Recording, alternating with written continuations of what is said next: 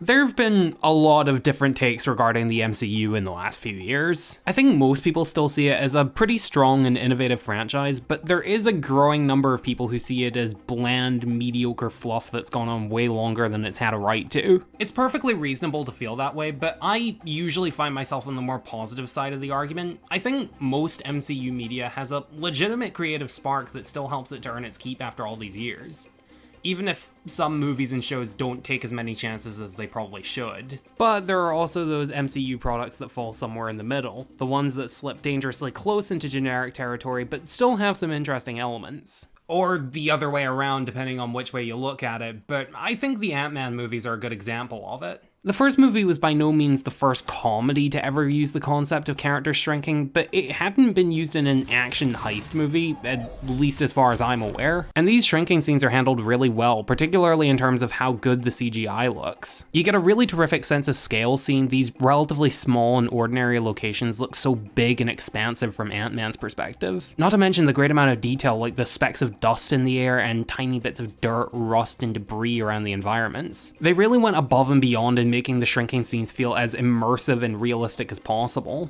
But there's more to the movie than just a gimmick, as the script itself actually has a fair amount of charm to it. The characters are actually pretty likable for one thing. Scott Lang, for example, is a pretty good protagonist. He manages to strike a good balance between being a comedic character and also playing the straight man when he needs to. There's some funny moments of him trying to understand and adapt to all these strange concepts like shrinking technology, mind-controlled ants, interacting with superheroes and battling villains, but struggling because he's basically a normal, everyday guy who's out of his element. Hi, I'm Scott. Did he just say, "Hi, I'm Scott"? But they don't go too far by making him an oblivious idiot. He still proves his worth as a competent main character for a heist story. He's an experienced thief, and there are a number of times where he shows how clever, skilled, and resourceful he is. Early on, for example, we see him breaking into a safe, immediately thinking up this outside-the-box solution of finding a fingerprint using whatever he can find around him. And that ingenuity turns out to be useful as Ant-Man, like on the night before the heist. Security gets beefed up, and he manages to make an urgent, last-minute change of plan that nobody else could think of. He's adding full body scanners to all entrances and closing exterior vents. How are we gonna get Scott inside? You can't add security to a water main. That's how I get in. He also has some sympathetic qualities with his love for his daughter Cassie. They clearly care a great deal for each other, and he wants to be a better person and a better father for her. And I love her so much. I've missed so much time, and I want to be a part of her life. Plus, not only is Scott practical for the mission, but he also leaves a positive impact on Hank Pym and Hope Van Dyne in their own personal dilemmas. At first, Hope isn't that fond of Scott and doesn't hesitate to make him aware of it. That's how you punch. She resents the fact that her father would rather trust his tech with a common crook over his daughter who knows how to use it, which complicates their already strained relationship. But Scott, being a father himself, is able to understand Hank's perspective and lets Hope know how much Hank cares for her. I'm expendable. You'd rather lose this fight than lose you. And from then on, Hope not only makes amends with her father, but also grows to respect Scott and becomes a lot more willing to help and trust him. She still makes a number of sarcastic quips about him, but it doesn't come off as bitterness anymore. It feels more like playful joking with someone she's grown fond of. You know, the honest truth is I actually went from despising you to almost liking you. Unfortunately, not all of the movie manages to have that same level of inspiration and charm. For example, as much as I like how Scott helps to resolve Hank and Hope's relationship, I don't think the movie does enough to show how damaged it was to begin with. The worst that we see from the two of them is Hope being emotionally distant and some occasional mild arguing. No!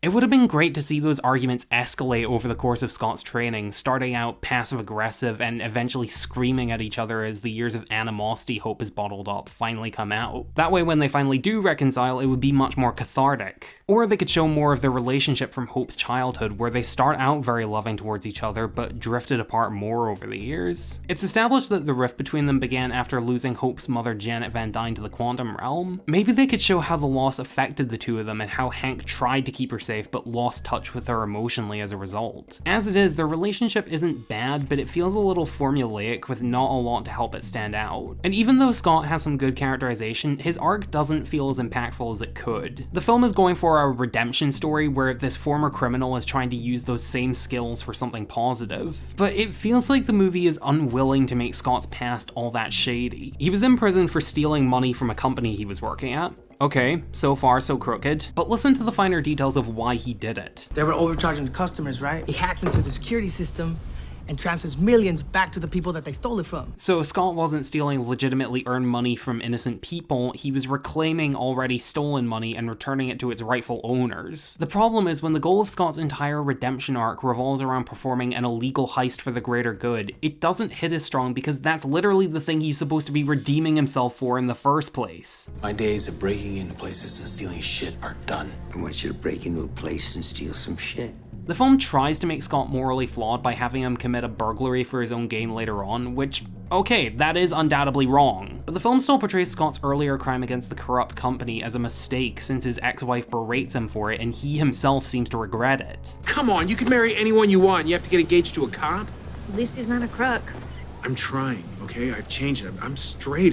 I had a job and... So when Scott essentially does the same thing again as Ant-Man and is portrayed as a hero for it, it sends a bit of a mixed message. And as is typical for an MCU villain before Phase 3, the villain Yellowjacket is pretty bland. He seems somewhat hateable at first with how they portray him as this smug ass who took over Hank's company and is now rubbing his nose in it, but he's mostly just played as generically sinister with nothing all that distinct about him. They try to give him some complexity with him going insane due to his exposure to the shrinking technology. This is not who you are. It's the particles altering your brain chemistry. But it's not really incorporated into his character at all. We never see him in any better state of mind that declines over time, and any mentions of mental instability could have been cut without anything being missed. The actual threat he presents is also pretty vague for most of the film. He wants to sell Hank's shrinking technology for money, but for most of the movie there's no indication who he plans to sell it to and therefore what kind of trouble could be caused. During the climax, it's mentioned that he plans to sell the tech to the representatives of Hydra. Wow, I wish I knew that earlier. Don't know why they waited 2/3 into the movie to give the plot some actual tangible stakes. For most of the movie, there isn't really anything complex about Yellowjacket that goes any deeper than... No, he's not Ant-Man. He's a evil Ant-Man. He's bad guy. Oh, he's bad guy. But he can shrink, just like Ant-Man. But he's not Ant-Man. But I think the biggest problem with the movie is this. It just isn't really that funny. I don't mean that it fails to be funny, because the comedy that's there is generally pretty good. There just isn't as much as you would think, since a lot of the runtime plays out like a straightforward heist movie. There's a lot of emphasis on plot exposition, with sometimes only like 1 or 2 jokes per minute. The relationship between man and suit is symbiotic. Your small energy's compressed, so you have the force of a 200-pound man behind a fist 1/100 of an inch wide. You're like a bullet. It means that you would enter a reality where all concepts of time and space become irrelevant. The Yellowjacket pod is hermetically sealed, and the only access point is a tube we estimate to be about 5 millimeters in diameter. You're gonna need to signal the crazy ants to blow the servers, retrieve the suit, and exit the vaults before the backup power comes on. It feels like the filmmakers wanted the movie to be a comedy, but they didn't fully commit to it, and because of that, the film just doesn't have a ton of its own unique identity. At least, not as much as there should be, given how unique the premise is. I think they could have found a lot more avenues for comedy if the action scenes were a little more inventive and played into the absurdity of the shrinking concept a little more. As they are, though, the action scenes don't really do much beyond the basics of what you'd expect. Some bad guys attack Ant-Man, he shrinks so they can't hit him, and he proceeds to knock them out. There are some funny and creative ideas, like how the final battle takes place on a Thomas the Tank Engine playset, but they don't really do much comedic stuff with it. It's mostly just a conventional superhero fight, just in a slightly silly location. Still, when the comedy is there, it can be pretty good. Like I mentioned, there's a good amount of character-based comedy and even a few good visual gags thrown in. And that's basically how I view the movie as a whole. It's not as funny or creative as it could have been, but there's still some really strong characterization and some exceptional moments of originality in filmmaking. Enough that I still think the movie has its worth. But we're not done yet, because we still have to talk about the sequel, Ant-Man and the Wasp. I'll be honest, for the longest time I never really had particularly strong feelings about this one. I saw it a couple times, but always just saw it as okay, but not as good as the original. But after watching it again for this video, I actually found myself pleasantly surprised by how much I enjoyed it. That mainly comes down to the fact that the comedy this time around is given way more focus than the original, and the movie is genuinely pretty funny for a lot more of the runtime. You're not gonna reach into my chest and crush my heart, are you? Oh, funny. The film is way more creative with the shrinking technology this time around, leading to a lot more outlandish and humorous scenarios. We get ideas like Ant-Man and the Wasp fighting with enlarged salt shakers and Pez dispensers. We get the Wasp having to avoid being crushed by kitchenware. We get Ant-Man having to sneak into an elementary school where his shrinking tech malfunctions, changing him to the size of a child. If only Cap could see you now. We get a car chase where Ant-Man gets enlarged and rides a truck like a scooter, and also shrinks and has to hold on to the villain's windshield wipers. These are all way more imaginative and entertaining ideas than anything we saw in the first movie, which gives the film much more of a distinct identity and also helps make the action scenes feel a lot more unpredictable and tense. Hell, if you want to see how much charm and unique personality this movie has compared to the first movie, just look at the closing credits. You look at the original and we see these computer graphics that zoom in more and more to a subatomic level. It suits the movie's themes of technology and shrinking, but it does look a little generic with not much personality or memorable imagery. But you look at the end credits of Ant-Man and the Wasp, and we get these little figurines of all the characters and scenes from the movie, which not only reflects the movie's shrinking premise, but it does it in such a fun and quirky way. From a character perspective, it's also good to see how Scott has managed to make amends with his family since the first movie. Cassie gets a lot more screen time, and we get to see that he's earned having her as a part of his life again. And as far as I'm concerned, more of Cassie is never a bad thing because she's a really funny and sweet character, and seeing her and Scott interacting and playing together is really endearing and entertaining, mainly because of how elaborate they get playing together and how into it they both get. The girl playing Cassie is named Abby Ryder Fortson, and I'd love to see her get more work because she's legitimately a really good actress. Let's bounce before the po-po come back! Plus, on the topic of Scott's family, I really appreciate how these movies portray Cassie's stepdad, Jim Paxton, and how they don't go for the cliche of him being an asshole that the main protagonist has to compete with to win back his ex-wife. Instead, Jim actually stays with Scott's ex-wife over the course of both movies, but still treats Scott with respect and even friendship later on. I also like that the main plot of the movie this time around isn't what you'd usually expect from a superhero story. Sure, there is the expected trope of heroes having a villain to fight, but it's not what the story is at its core. The focus is actually on a much more personal story about Hank and Hope trying to get Janet back from the quantum realm. However, the plot is also where the cracks in this movie start to show, because this is one of the most scattershot stories in the entire MCU. There are so many different storylines balancing screen time, and it doesn't feel like any of them get the proper attention they need. For one, even though I like the idea behind Hope and Hank's storyline, I just don't feel like there's enough insight into the bond they had with Janet for me to really be invested in them getting her back. They kind of go into it with a short flashback at the beginning and a short scene of Hope's mother communicating with her through Scott. They're nice enough scenes, but the interactions are pretty minimal. And while I'm on the subject of Hope, I think it's kind of a shame that her feelings towards Scott have pretty much reset from the first movie. They hate his guts. I mean, the movie does a pretty good job of explaining it with the two being on the run from the law after Scott broke the Sokovia Accords in Civil War. But it is a shame that Hope's character development of liking Scott is essentially just being done over again instead of building on the foundations the first movie set. Especially considering the first movie ended with them being in a relationship, only for them to now break up and have to fall in love all over again. And then we have the villains. You would think that since we're now in a Phase 3 MCU movie that there would now be some actually well-developed villains that have some complexity and depth to them. Well, unfortunately we're not dealing with Thanos or Killmonger, I'll say that much. The main villain of the story is Ghost, the daughter of Hank Pym's former partner who was killed in a lab experiment which gave her the ability to phase through walls but also left her in constant pain. She was recruited as a soldier by S.H.I.E.L.D. and is now dying and needs access to the quantum realm to survive. Supposedly. And supposedly is right, because the movie does very little to convey most of this beyond just stating it outright and just expecting the audience to take their word for it. Her parents' deaths, we never see how it affected her. When I woke up, my parents were dead. Her time as a soldier, it's mostly told through exposition with only vague glimpses of it. And trained me to be a stealth operative.